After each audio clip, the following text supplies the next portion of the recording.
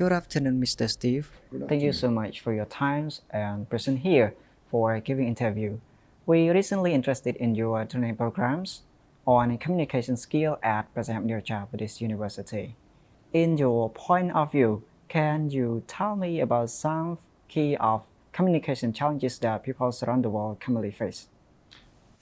Well, yeah, when teaching students, I find it's much more useful to give them real-world experience of language as it's used and not some superficial abstract idea. A lot of the textbooks that are produced, they use abstract ideas, and that's maybe difficult for the students to understand. Plus, there's a big difference between European culture and Asian culture, so you've got to be aware of that. Fortunately, I've lived in Asia for 25 years. I can see, and feel the difference. I know what the difference is, and so I can present it in a way for the Asian students. One of the big problems they have to overcome is lack of confidence. They're afraid to make a mistake, and so it holds them back. Actually, mistakes are a good way to learn.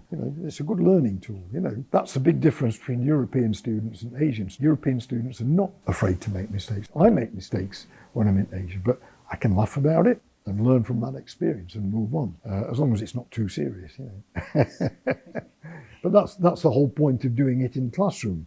Make the mistake in the classroom, correct it, then when you get out into the real world, you're going to feel pretty confident, that you can handle the situation. Okay, thank you so much, Mr. Steve, for your remarkable answer for the question. Mostly we can say that people generally they got less confident or they get scared whenever they talk to someone that they never met before, something like that. Another question, I just want to know that, can you share 2 or 3 core techniques from your training programs on communication skill? Okay, well, basically it's to get the students to produce some work, not lecture and present grammar rules and things like that. They don't help at all. The problem is that we think about learning a language and it's treated by most people as an academic subject. It is not. It's a skill. It's a skill set. A language, any language is a skill set. Like if you're good on Microsoft Word computers and your colleague's good on an Apple computer, they're 2 separate skill sets, connected but separate. And that's what language is.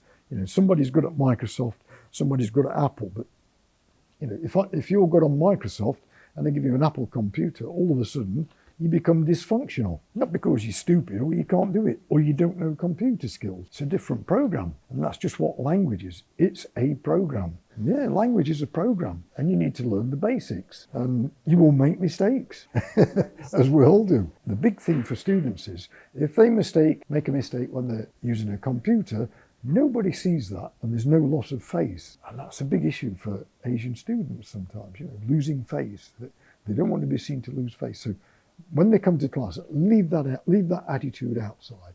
I like mistakes. Mistakes tell me what you don't know, and then I can work on that topic, little area. I can focus on that a little bit and correct the problem. So I like mistakes. I like to see mistakes. Yeah. Thank you so much for your answer. I think this answer is really good for those who are watching this video as well. Another questions, besides practical skills. So it means like in your section, we got to practice, right? So besides practical skill, what long-term impact do you hope from these training programs will have participants' professional development? Well, hopefully they can take the language skills into the workplace and outside of the classroom and use those skills, because business is increasingly international, and lots of international companies have come into this area and invest in. And so, if you're good at, for example, if you're good at IT skills and you can do it in Cambodia, that's great.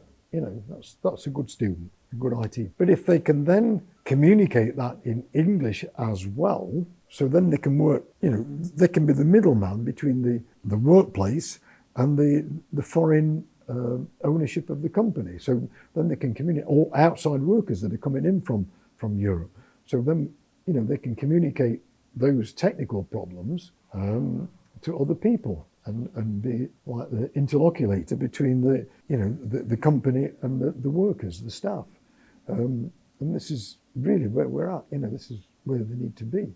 It's another skill set, more skill sets, more chance of promotion, more chance of maybe traveling to another country.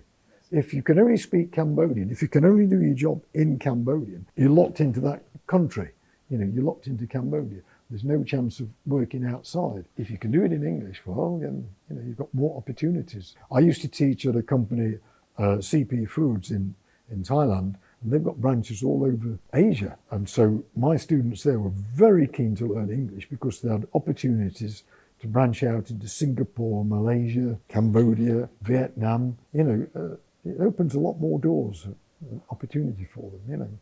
So thank you so much for your insightful answer for this question. I think that communication is play a crucial role for people around the world, right? Oh yes. Yeah. It's very important. So yeah, besides communication, maybe they can do a business or make friends. Yes, make a relationship, something Yeah, like just that. the social side. Yeah, but most problems are right. If you think about it, even if a Cambodian person's speaking to a Cambodian person in the native language, most problems arise due to miscommunication.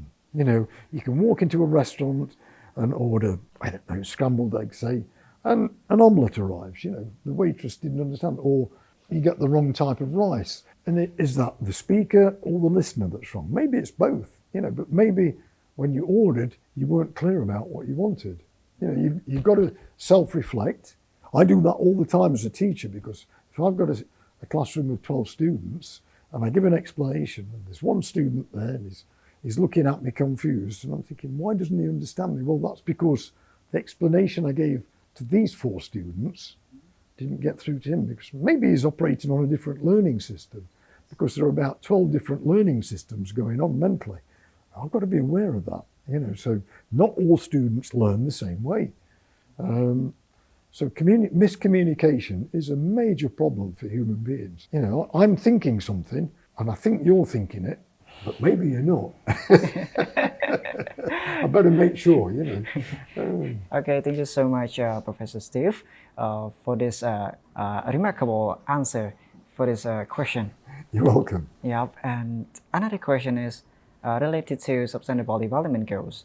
I just want to know that how do you see these training programs would contributing to Sustainable Development Goals SDG 4, especially in the areas like quality education and international collaboration?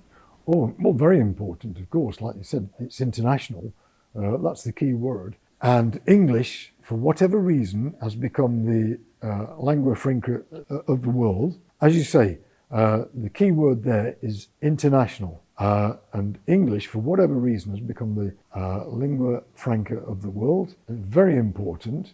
And hopefully we can help students from Cambodia to become more international, so that they can open up the business opportunities for Cambodia and for themselves, work opportunities, as I said previously.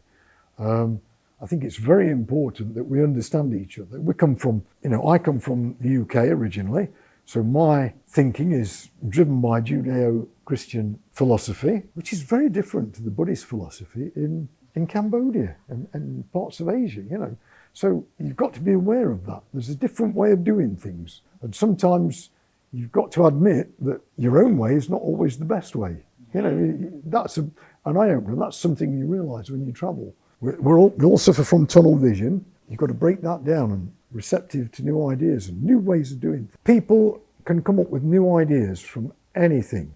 And I think if you can think in one language, you can think of a solution, because we think in words when we're thinking about a question or a problem. So if you come up with a solution in your language, there's another way to look at it as well. It's like looking at a mountain. If you look at a mountain from one side, you see an image. If I'm looking at the mountain from the other side, I see a different image.